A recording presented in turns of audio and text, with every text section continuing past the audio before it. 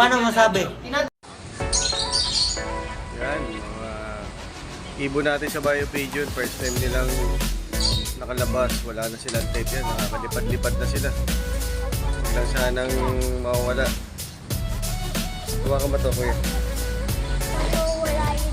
Gumahawakan cellphone. Yan. Ito yung lalayo ha. Ganyan lang kayo. Yan. Mga yearlings natin ito nakuha sa Biopigeon. Ngayon, tinetaining natin sila. Anong oras na ba? 11:49 yun. Sa inita yun. Yung pitik-pitik na yung yung isa. Fiberman. So, yung isa.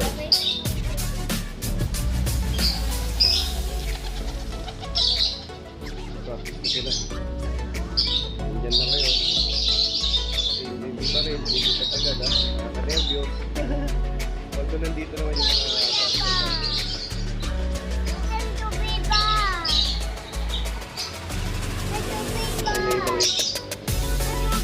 tubig nandun sa loob, pinasok ko eh. Kukuha ulit tayo. Fiberman natin ha. Yan.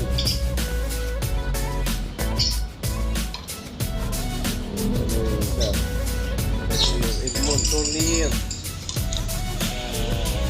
Weasel. Nabubulan ako dito kung babae. Salamat. Si Franco.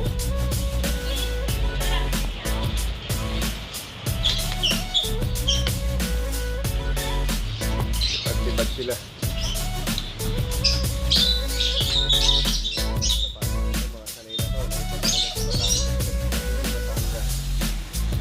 Sanay na to.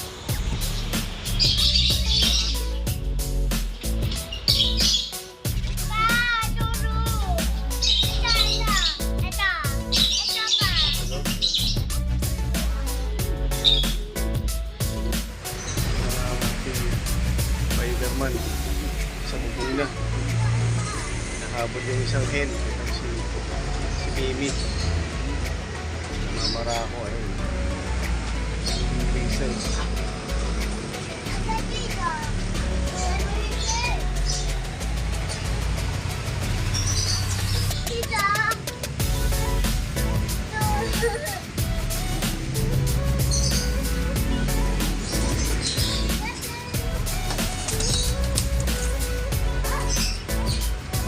Toby.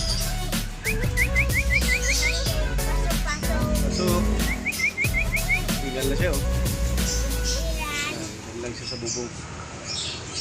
Nag-observe pa siya.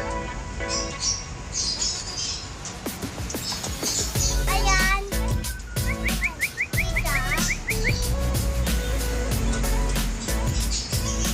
Franco.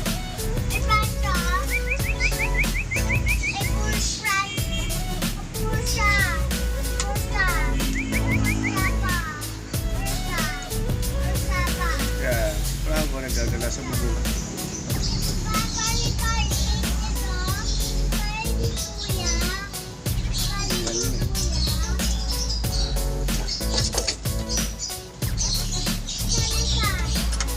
Nagagala.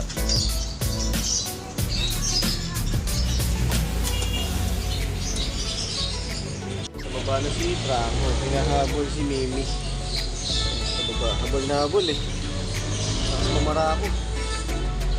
Kasi pinabili ko na isang grizzle, mukhang bara ako din kaya pala ayaw nila magparis. Itong si Mimi na maliit, babae ito eh, kaso bata pa. Habol na habol siya dun. Siguro batcher na rin to, although hindi pa nakakaronda. Tingnan natin sa mga susunod na araw. Tatry kong paliparin. Sasabay siya din. Update ko kayo guys ha. Ay si Kuya, kaway Kuya! Kuya, kaway. Kaway sa video. Hi. Hi ka, hi. Hi. Ito si Toby, hi. Ayan. Naglilipada, no? Para sila, naglilipada. Nagliliparan. Ay, ba? Parang mga ibon dito. Habulan. Ngunit isa si Edmond Cornier sa baba.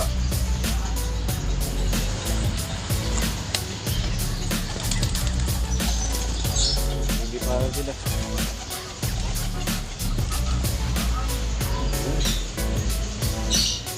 Pumasok na nga sa ibunan natin. Grabe sila na rin. Bubong-bubong pala, hindi pa rumuroon ka. Sobrang hingal na. Sila talaga sa labas eh.